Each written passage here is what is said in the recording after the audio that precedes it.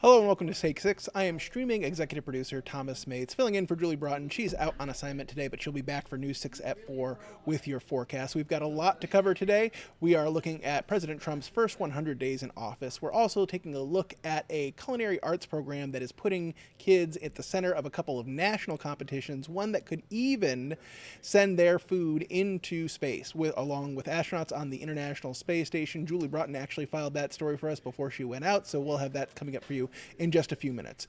But before we get to all of that, we have to take a look at today's events in court.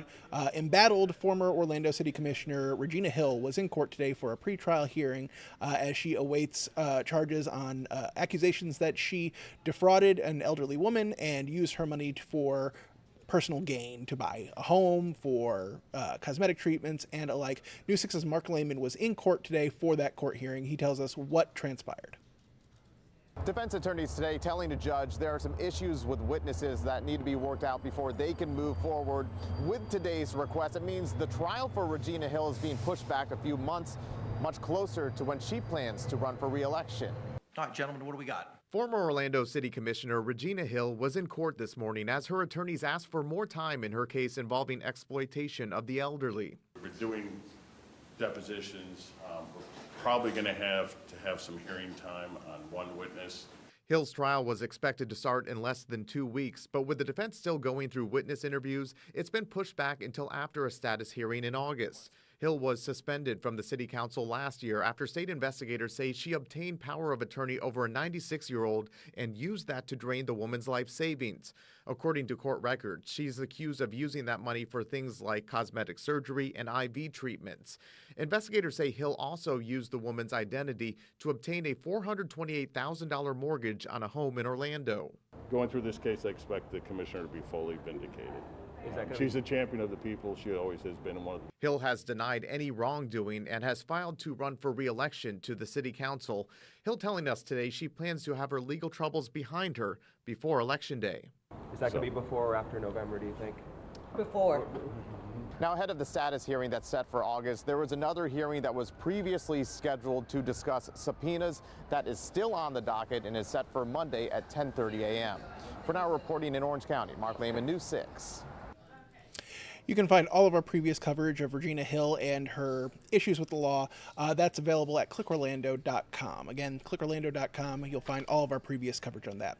Today marks 100 days in office for President Trump, and in those 100 days, we have seen federal job cuts. We've also seen increased enforcement of immigration laws, and of course, tariffs, which have been blamed by experts for everything from the consumer confidence index slipping to the stock market taking several major tumbles. CBS's Natalie Brand takes a look at the president's 100 days and what he plans to do tonight to mark the occasion. President Trump closed his campaign in battleground Michigan and returns tonight to mark 100 days. After building the greatest economy in the world in his first term as president, President Trump is in the process of doing that all over again. The trip to the key automotive hub comes as the administration could be easing tariffs on the auto industry. CBS News has learned the president will sign an executive order today easing the 25% tariff for steel and aluminum for automakers, while the separate tariff on imported cars is expected to remain in place. The goal here is to bring back the high-quality industrial jobs to the U.S. The latest CBS News poll shows President Trump's approval of handling the economy has declined in recent weeks, and more than 60% of those surveyed believe he's too focused on tariffs, not enough on lowering prices. We're the largest producer of truck frame assembly lines in North America. Joe Perkins, whose company provides technology systems for the automotive industry, says he's hopeful for clarity. How long can I maintain current cost structure? That is something that keeps me up all night and literally something that I have to think about every single day. Tariff negotiations are underway with dozens of U.S. trading partners, but Canada's new prime minister issued this warning. Our old relationship with the United States, a relationship based on steadily increasing integration, is over. Treasury Secretary Scott Bessent says progress has been made in talks with a number of Asian trading partners. Natalie Brand, CBS News, the White House. I will continue to follow that today to see when and if President Donald Trump signs that executive order easing those aluminum and steel tariffs. And of course, we will bring that to you live as soon as it happens. We're also taking a look at the stock market really quick. It was down a little bit earlier, but as you can see, it is shot back up this afternoon. Again, we saw it dip a little bit earlier when the Consumer Confidence Index report came out and showed that there had been a slip in that for at least the 5th month in a row. However, it looks like markets are rebounding at the moment. We'll continue to follow this, and we'll have more coming up later today on News 6 at 4. An iconic home in Mount Dora has just unveiled a bit of a facelift. The Starry Night home underwent years of legal struggles with the family behind it, trying to keep the iconic paint job on the building. It is now getting a new coat of paint so that it looks brighter and better than ever. News 6's Angie Casada was there for the unveiling today. A family's love, an iconic painting, and a battle that sparked national attention. The Starry Night house here in Mount Dora is not only getting a new look, but even a deeper purpose. After years of legal battles and layers of paint, today a fresh coat and a fresh start for the Starry Night house. It represents to me that if you have a gut feeling about your child, go with it. Don't listen to the one person at school who says no, that's not a problem. If you have a concern, go for it and take it farther. Nancy Nemhauser first painted her Mount Dora home in Van Gogh's signature swirls in 2017, not for art's sake, but for her son Grant, who has autism. The mural helped him identify his house if he ever wandered off. So that was the inspiration for something that he really liked, which was Van Gogh paintings, especially Starry Night. But the city called it graffiti and fined the family thousands. What followed was a federal lawsuit, a public apology, and now an entirely repainted tribute with help from Florida Paints and the Paint a Brighter Day campaign. The relaunch comes just in time for Autism Awareness Month with the unveiling of a new infinity symbol sculpture designed by autistic artist. Hi. Hey, how are you? I'm Angie. Hi, what's your day? Nice to meet you. It's good. So far, Hi, so my good. name is Grant. What is your name? I'm Angela. She already did the hard part. Now all we have to do is make sure that other people around the world can do the same thing. Montel is now documenting the family's journey in a film called Starry Fight, which began filming this spring. There will be struggles, there will be difficult times, but you'll get through it. Just persevere, give it your best shot, and you will make it. And tomorrow will be a brighter day. The house has always been more than a home. It's a landmark of love, persistence, and purpose. And now with the grand reopening, the Starry Night home is shining brighter than ever. Reporting in Mount Dora, Angie Casada, News 6. It's a great story behind that home, and you can find more of our coverage on the Starry Night home in Mount Dora on clickorlando.com. We're going to take a quick break, but when we come back, we'll take a look at that culinary competition that could see some local Central Florida students have their culinary creations sent into space on board the International Space Station. All that'll be coming up in just about 2 minutes.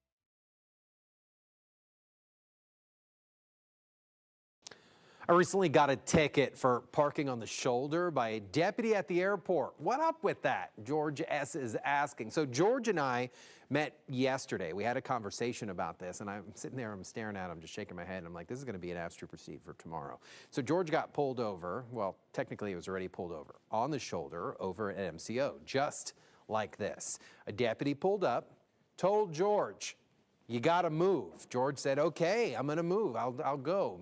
Deputy explained, you can't park here, security, and because there's signs that say you can't. So that deputy didn't believe that George was going to move and circled the property and came back. Who was still sitting there? You're right, George was still sitting there. So George got a ticket. He was questioning the fact that, well, she gave me a ticket and she's a deputy. Why? How can she do that? Well, a county deputy has county-wide jurisdiction anywhere inside the county lines, to include the city, to include any city within that county. So next time, George, follow the rules. And listen, MCO has paid millions of dollars for these cell phone parking lots. They're really nice, they're well lit, and they're not on the shoulder of the roadway. Don't park there. Make sure you take care of the ticket in 30 days. Traffic safety question? Send it my way and I'll answer it. Head to clickorlando.com/AskTrooperSteve. It's an important lesson. We know that's been a big problem out at MCO. Lots of money has been spent to try to discourage people from parking on the side of the road.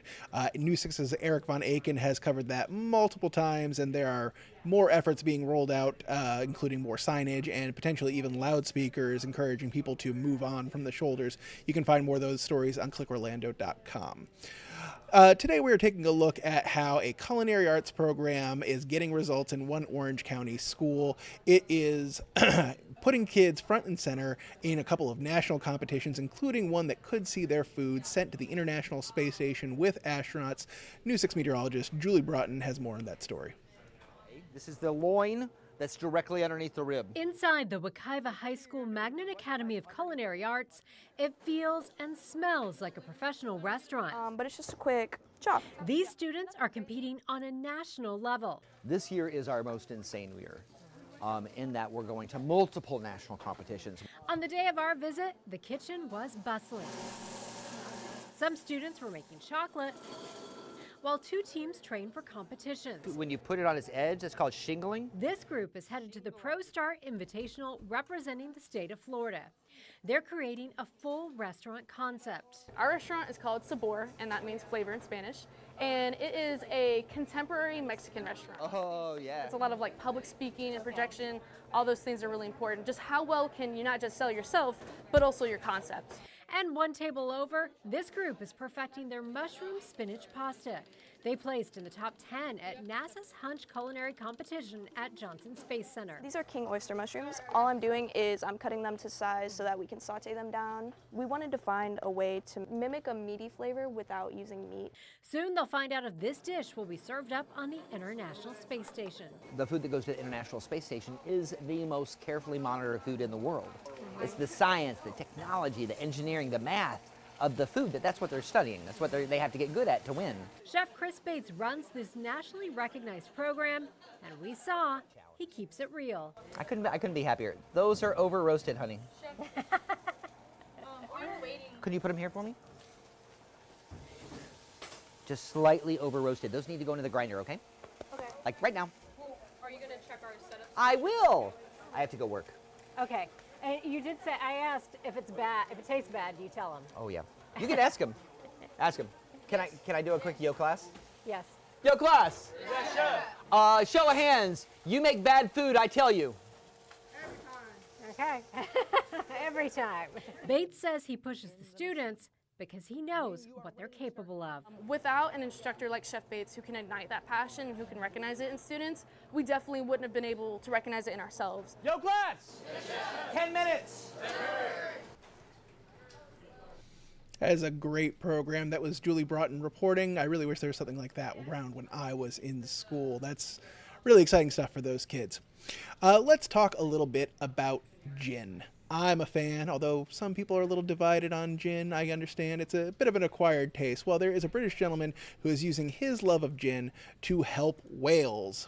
CBS's Tina Kraus has that story on how he is getting results for those animals as he also helps people enjoy the juniper flavored spirit. So it's going to be 1 part gin, okay, to 3 parts tonic. When it comes to mastering the perfect pour, Ollie Bullock isn't just mixing drinks. He's blending passion with purpose. With the largest gin barring collection in the world, with over 2,000 bottles from 75 countries. Please head in that way.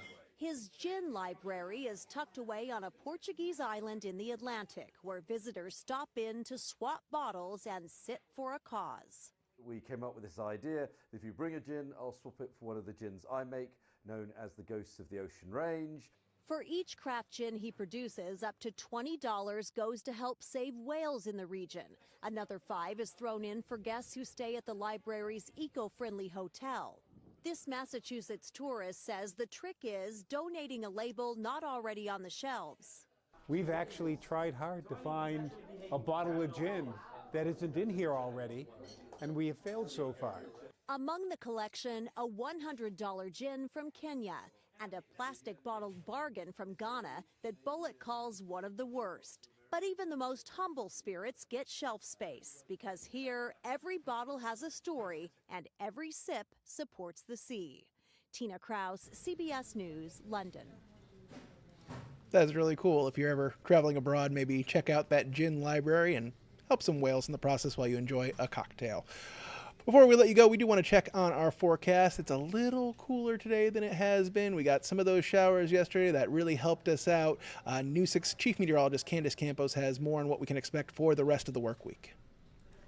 I'm News 6 Chief Meteorologist Candace Campos. After much needed rain for parts of Central Florida on your Monday, we are going to slowly get back to near normal today, back into those mid to upper 80s.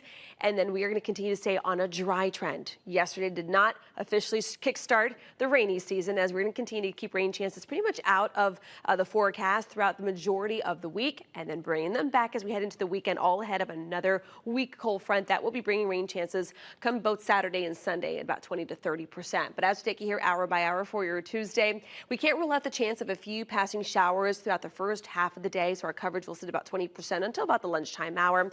Temperatures, though, back to normal, back into those mid-80s rather than closing in on near 90. Rain chances, again, pretty uniform, about a 10 to 20%, pretty much area-wide. The chance will be very light, fast-moving showers possibly if they do hold and move in off the Atlantic waters. After some morning coastal showers, some of those showers will hold and kind of sprinkle their way through I-4 and a little further towards our western communities back over I-75. But for the most part, most of us should stay mostly dry, and then we're going to stay even drier, though, for your Wednesday. Because of that, even though we had some good amount of rain on Monday afternoon and evening, we still have burn bans in effect for all of Central Florida. Marion County still under that voluntary burn ban. After the next couple of days, we really start to dry things out. We got a lot of dry air settling in. We are watching the approach of another weak front. Looks like it's going to start juicing up our atmosphere once again, both Saturday and Sunday. It's not going to be a washout event, but do expect a little bit of rain to work back into the forecast. For those who have been wondering, when does rainy season tend to begin? On average, it's towards the end of May, around May 27th in Orlando, about the 28th in Melbourne.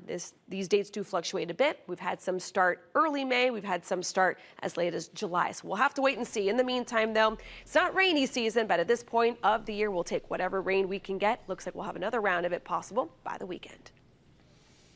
We can definitely, excuse me, we can definitely use more of that rain, and keeping us in the lower 80s is much nicer than the 90s we can expect on Friday, according to Candace there. That'll do it for us here on Take 6 today. I appreciate your time. Julie Brunton will be back for News 6 at 4. She'll have your full forecast, and of course we'll have all the day's headlines and more for you then. Thank you so much for joining us, and have a pleasant day.